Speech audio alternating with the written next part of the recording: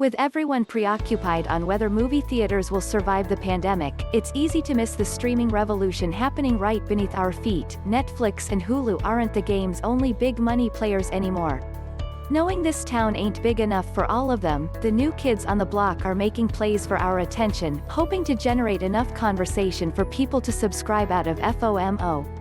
Apple TV Plus hopes their newest film, Cherry, will be the hook that brings people in, and it might, knowing it's from the directors of Avengers, Endgame and stars Marvel's current Spider-Man, Tom Holland, is a draw for many.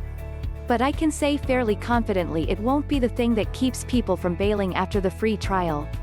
Based on the semi-autobiographical novel of the same name by Nico Walker, Cherry is also the name of his surrogate protagonist, Holland, a young man who narrates the story of how he came to be a serial bank robber.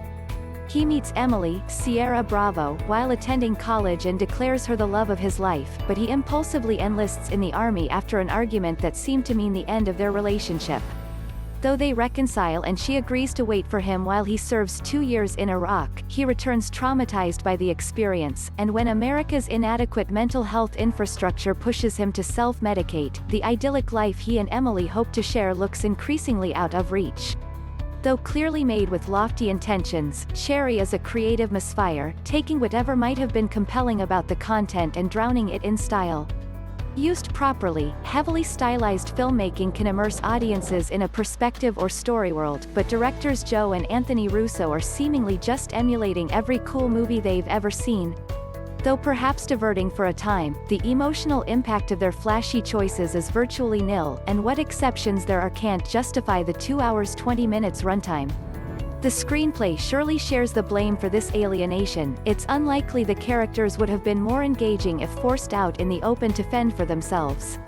One person I don't hold at all responsible is Tom Holland, who delivers a committed performance that, despite everything working against him, manages to occasionally reach us through the fog. His character's pain comes through in small moments of body language, such as the panicked way he holds up a bank, or in glances, like the concern for Emily in his eyes as he wakes from a nightmare that still grips and shakes his body. That he is not enough to carry the viewing experience is no fault of his talent, and I look forward to seeing him take on more roles in this vein, and that of the devil all the time. A far more open question, however, is whether the Russo brothers can handle this type of material as successfully as they do superhero blockbusters and TV comedies.